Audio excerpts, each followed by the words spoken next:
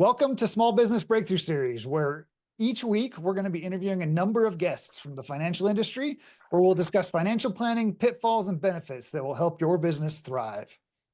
Our mission is to help businesses break through the caps and problems that are holding them back from its full potential, while all staying focused on the things that matter most to you. If you'd like to add today's guest to your network, you can find all of their contact information in the show notes below.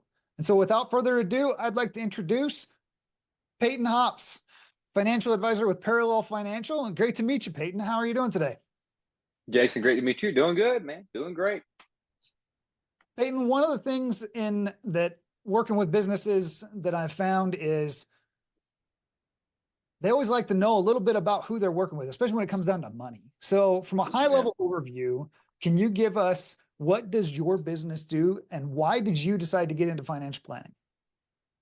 Yeah, great question. I searched pretty far and wide to try to find a company within, I'm in upstate of South Carolina, so Greenville, Spartanburg, if you're familiar with that geography, but searched for a while. I was in this industry for a few years and wanted to find an independent firm that could serve business owners, but could serve a large group of people any way that I saw fit, right? The people I wanted to work with. And so getting into this industry, just cutting your teeth, figuring it out. And that was over 8 years ago or something like that.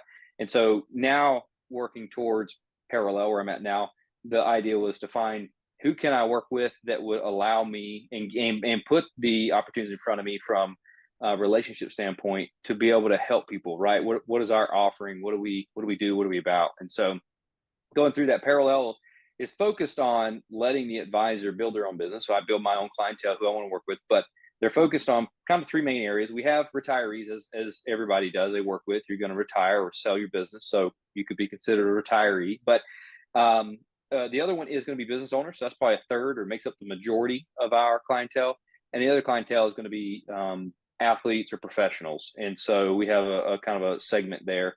And so through interviewing with them, they kind of laid out, this is who we work with, this is where we're at. So it's a good fit. So since then, that's been a big part of who I work with now and my focus in the business. And so Parallel's kind of given me a great platform the past 5 years to work on that. So that's who we are. Again, we're in Greenville, South Carolina. And then, I work kind of between the two counties and between Spartanburg and Greenville, and just work with business owners as probably a big niche of who I work with. And then another niche is medical professionals, and a lot of times they overlap. So it's been a great fit as far as what I was looking for. Yeah, that's amazing. So you're talking about business owners being some of your ideal client. Is there any specific, you talked a little bit about medical professions, but if you're working with a business owner, what are the major outcomes that they can expect when they're working with you as they're trying to set up for their financial future? Yeah, so a lot of times business owners, first off, my dad's an entrepreneur, so love business owners. I grew up in the household, so I understand the mindset. And they're bright, hardworking individuals. They usually run their business and work in their business. Sometimes that's to their own fault, where they don't work on the business, they work in it.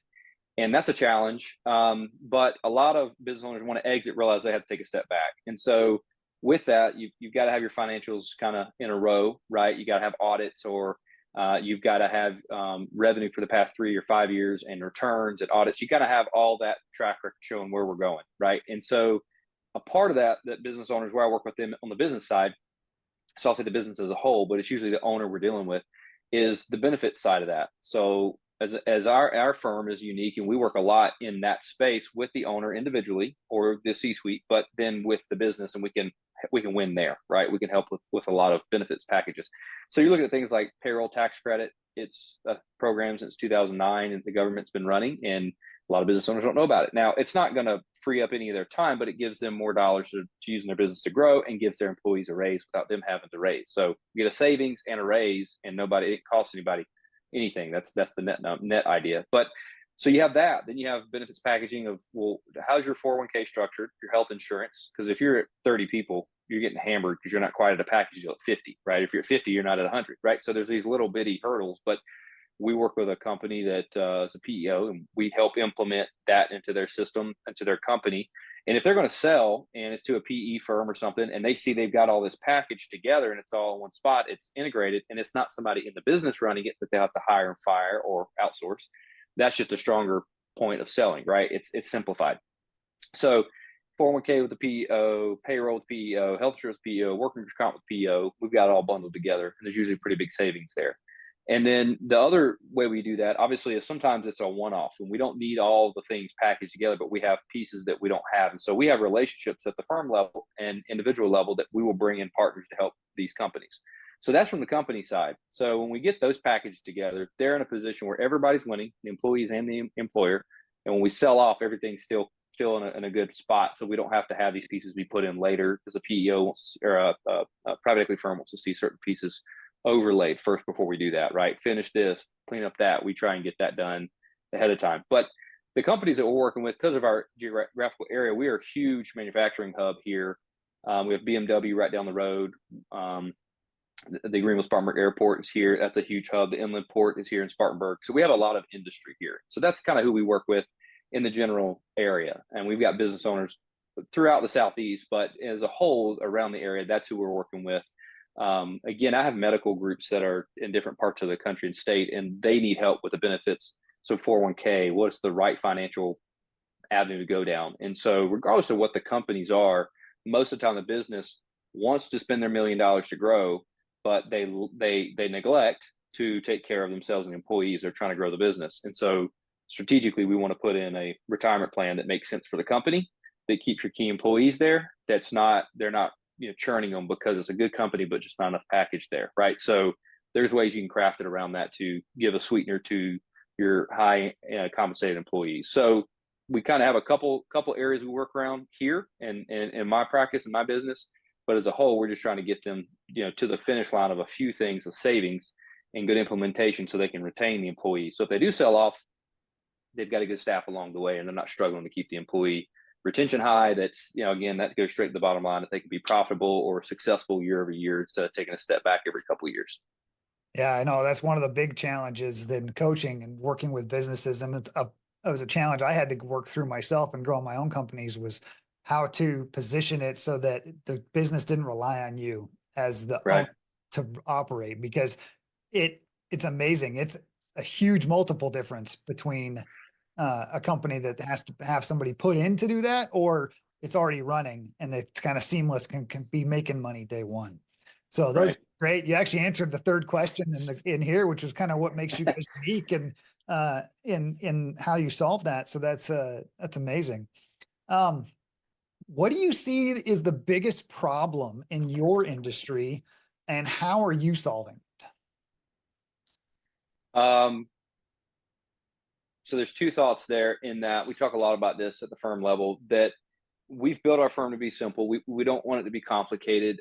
Life's complicated. Raising kids is complicated, especially if you're not, if you're on the new side of kids. If you've had them for a while, you maybe can see some things coming. But for me, I'm on the 4-year-old and 1.5-year-old side of it. So I'm learning. And if I can make it simple parenting, I would, right? But there's not a physician out there that's giving me a playbook or a pediatrician yet. But when it comes to your finances, there are some playbooks, there are some things, best practices. And so from a firm level, but specifically my focus is trying to help people have simplicity.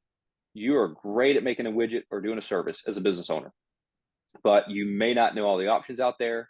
I mentioned the payroll tax credit earlier. People don't know that exists. So bringing things to the table for you to make your life better, or you spend 20 hours going to researching things that could save you money, but you may not find it.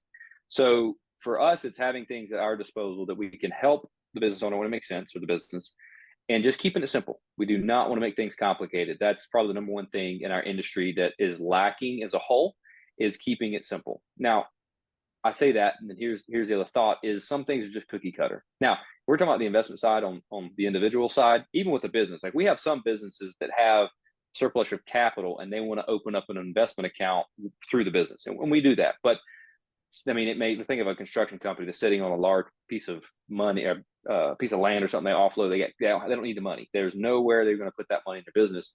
So we'll let it sit, money markets, or do something with it, whatever they'd like to see. So we want to keep it simple again, but the more you try and get a little bit more customizable to each individual or business's need, sometimes more complex it gets. So I say that kind of with a caveat. We want to not be cookie cutter, and we're not, and we do things a little bit differently. Our investment theology is a little different, but we're active in it. And so we want to keep it simple, but we also want to give you some customization that fits you, right? Something that would be a better fit for you than if you went down the street. I'm not going to name any firms, but the point is, a lot of them out there are just very simple, very big firms and across the nation, and the one that fits in this box, it'll work really well. And sometimes it does, but people we work with, and we don't work with everyone, that's the big thing. What I'm seeing is that keep it simple, and people want to have a little bit of flexibility or customization towards what they're doing. Not that their friends have to do it with them, but that what they want to see happen, we can have happen. So those are the two probably main points I would say stand out most to us. That's really interesting because what I find in business is, and I ran into this problem myself too, was these business owners are going to want that flexibility because they've always offered that flexibility to their customer, right? So, and what they didn't necessarily understand was systematization, trying to get the word right there, systematization, right? It's not even a real word, but creating systems and processes that made things more cookie cutter actually is a huge benefit to their efficiencies in business, and not allowing for a bunch of one-off things. But it takes a lot of extra effort and a lot of extra nuance to have systems, but have that little bit of flexibility. It's kind of like you're not micromanaging it, you're just managing it and allowing for a little bit of that one-off thing. I read a book.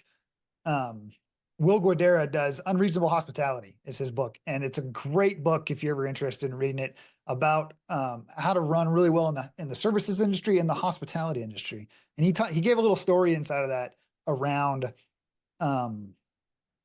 how these food critics were visiting one of his restaurants in New York City, and they hadn't experienced a New York stand hot dog.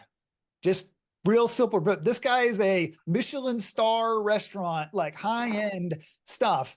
And they heard that, ran outside, spent $2 on a hot dog, came in, made it fancy, and then those critics got to experience a hot dog. It's just something that he gave the flexibility to his staff to create an experience for the customer. And that is, I think, hugely important. And it's such an interesting nuance. Right. And that's the same thing I'll say on that. Like, we take on the complexity. We take that on. We don't need you to understand all the complexity. Kind of a great way, and I really like that example of the hot dog. I kind of ask this to my clients when I meet with them, or prospects, or just friends in general. I'll say, let me ask you this, especially between a married couple. Which one of you wants to know how the clock works, and which one of you just want to know what time it is? And usually the wife says, I just want to know what time. The husband, by and large, wants to know how the clock works. He's usually a little more invested in that. That's usually a male trait, but not always. And it's the same thing. Like, some people just want it simple. Some people want to know a little bit. And it's like, we can go deep as you want, but at some point I might lose you. And so I let people tell me, how simple do you want it? I'll make it simple. But for you, I would tell you, keep your life simple. But if you want to get complex and get the explanation, that's fine. You can just go get the hot dog and eat it, or I can make it a little dressed up for you, right? The experience of that. So we want the experience at Parallel. I want it to be very simple. Call me, I'll get you an answer. We'll work on it. No stress. We're just going to work through it time and time again, not to panic over it, right? Hey, real quick, did you know that most small businesses don't actually achieve their breakthrough? And it's not because you don't care. It's all because you're trying to do it alone. That's why I created the Momentum Community, is to help you change that. I want to see you achieve the breakthrough that you've been waiting for. It's where we committed entrepreneurs come and get focused, get accountable, and finally build a business and life that you are meant for. If you want to learn more, click the link in the description below and enjoy the rest of the episode. Yeah. So the next question here is a little bit two-part. So it's, where do you see your industry going in the next 5 to 10 years is kind of the first part of it. And then AI is a huge thing, right? AI is all over the place. So is AI playing a part in any of the changes in your industry, and how are you guys staying on top of it, if it is? Yeah. Well, so I'll hit AI first because I think that leads into it. But one of our founders at Parallel, Brian Bogner is his name. He does a lot with AI. He's been putting a lot of content out on that, and it's useful. If you know how to use it, it's very useful. There's a bot that's going to record our conversation and maybe transcript it. There's going to be something like that, and it's available now. But those things make your life easier to do in our industry. So AI is changing how we do it. Still take notes, but just a little differently than we used to. And you can have AI do a lot of other stuff, clean up all your blog posts. You can have it. There's a lot of power in it to help you be more efficient. It's not going to take my position. I'm not worried about that. Some people are concerned with that, but I'm not. The human connection will always be there. It's just, well, how does it look? It just looks different. It eventually will change, but not Terminator style. And so, yeah, I think AI is going to change the industry. Now, how AI changes the industry in 5 years, I have no idea, right? It's just how I'm looking at it now, what makes sense now. But it's 10% of what we're using, so it's not everything. And maybe it's more integrated than what I think it is, but it's 10 to 20% of what I'm using day to day. Notes, tracking things, putting. I'm not a great writer, so helping me write better, being the English teacher for me on demand, things like that are just helping, right? And my weaknesses are strengthened a little bit through it. Where I see our industry changing, kind of going to that, is there are robo advisors out there, right? It's just a software system or something, and while they have their place in the marketplace and they have their utility for somebody, where we see the industry going, it's been this way for the past 7 or 8 years I've been in this industry, is people are gonna invest as always, and then bots may help out with that, and AI may help out with that. It may look different, but you're never going to have a philosophy created by a bot that's not human driven. And so that's never going to leave. But where I see the industry changing for us is more, so we do a lot of financial planning. That's our focus. We're trying to shift a little bit more to be heavier on that for the individual. And so you're always going to call me, James, or Jason, you're going to call me and say, Peyton, what kind of car should I buy based on my budget? Like, let's talk through it, right? So that's not something a bot's going to help you with. Or, hey, I want to renovate in 3 years, and here's my options. What do you see as the best return on equity? Hey, here's an option for real estate. Peyton, help me understand, should I be buying this or this, right? I have 2 options. The bot's not really going to be able to keep up with that, because it's my experience in real estate with my investors. I know what works for them. I can guide you that way. You can read all you want in Google, but you still talk to your best friends about what they're doing, right? So that's how I see our industry changing, is it's going to be very much a more advice-based, and it should be, because again, anybody can do investments, whether they're good or bad at it. I mean, let's say they're average. Anybody can do that.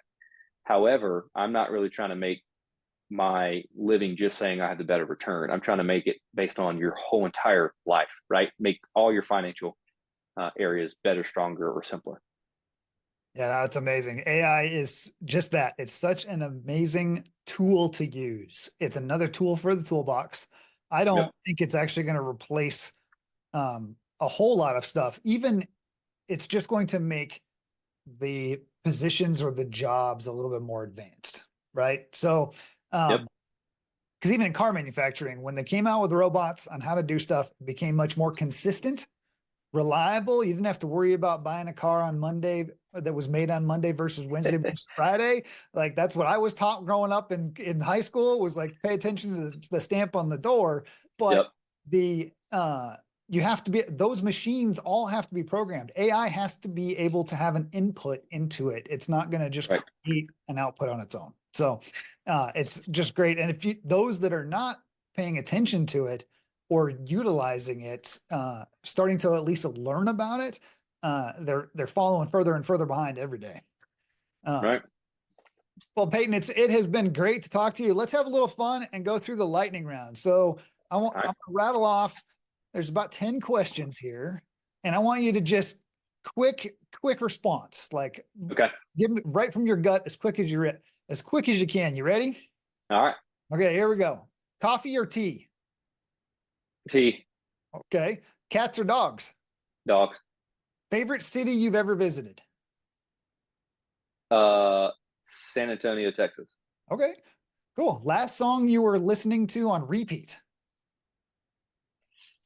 Too Sweet by is it Hozier?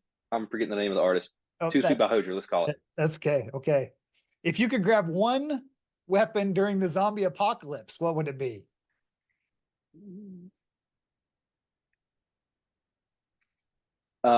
This isn't fast, because now I'm not thought about this. Let's just say shotgun, 12 gauge.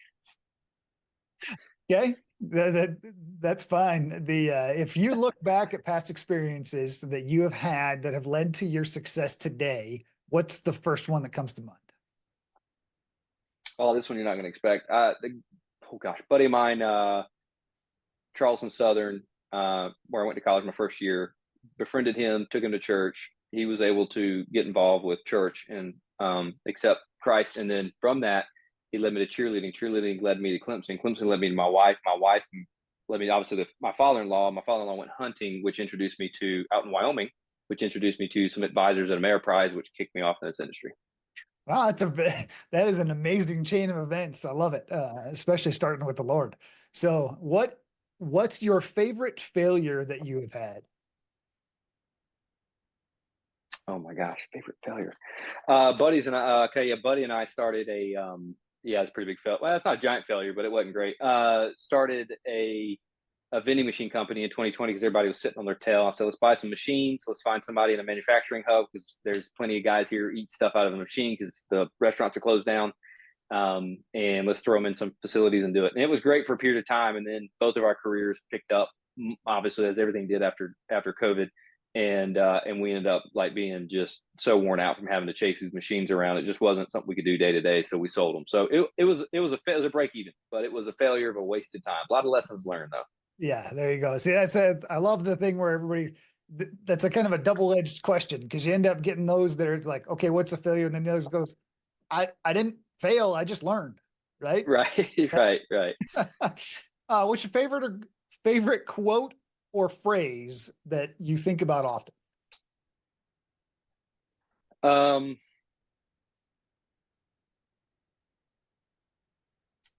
Well, it's probably more scripture based, but I'm going to butcher it. But a fool is quick to speak, a wise man's quick to think.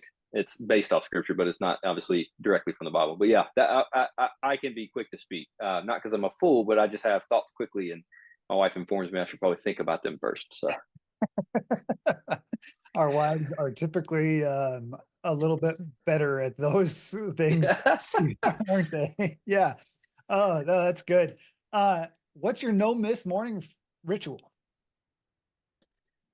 Oof, with kids, there's a lot of misses because you don't know what the night holds for you. But let's say the kids slept every time for a month and no questions asked. It would have to be just getting up and working out early and reading, reading quiet time. Those two things set my day up for success. I've already had a good day, no matter what happens beyond that. I totally am with you there. Coffee and a book is my morning every morning. I try to. 5:30 in the morning is a lot easier when I can look forward to a good book. And I read mostly business and self-help books, but there you go. What's your favorite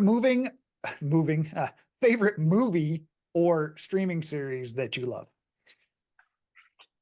Well, I'm not a big TV guy. I'm not a big let's watch it now. If we're talking about movies, oh my gosh, that's probably more I want to lean. My household's full of Disney movies right now, but if we had to take one of my favorites, Blue's a pretty good TV series for kids, but probably Oh Brother Where Art Thou. That's one of my top favorite movies. Okay, that is one that I've enjoyed over time. We don't watch it often. I've got kind of a 2 different part series for myself, and interestingly enough, like if I'm on a plane, I'm watching almost all military movies, like right, because I like to watch them, but none of the rest of my family likes to watch them, and that's usually when I'm on the plane. I'm isolated to myself, so I get but yeah, we're a Disney household here. My kids, even my 17-year-old, still like we have Disney on a lot. Okay, what is one book that has influenced your life the most? Wild at Heart. It's again going back to faith. This is a faith-based book, but helps them. The man is we get in our society. We choose comfort. We don't choose hard work. We choose the easy path. We don't choose the path left walk. And Wild at Heart is talking directly to the heart of the man to say, you need to wake up. Part of it, you need to wake up, understand that you are designed in a way with testosterone. You're designed in a way for wilderness, for wonder, for adventure.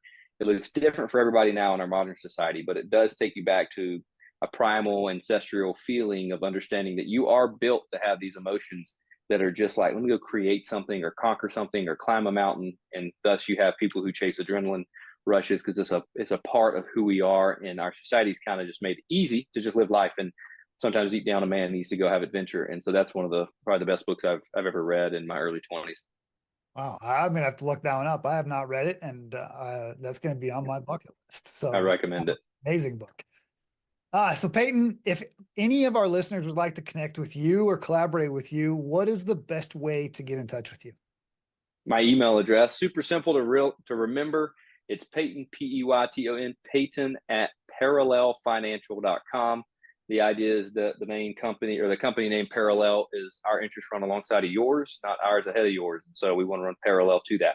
So Peyton at parallelfinancial.com, easy to remember. Excellent. Well, everybody, you guys heard it here first. If you need financial planning for your business or personal life, reach out and connect with Peyton. We have all of his contact information in the show notes below. And thank you so much for your time today, Peyton. It's been a fantastic interview. Jason, thanks for reaching out. It's been a blast.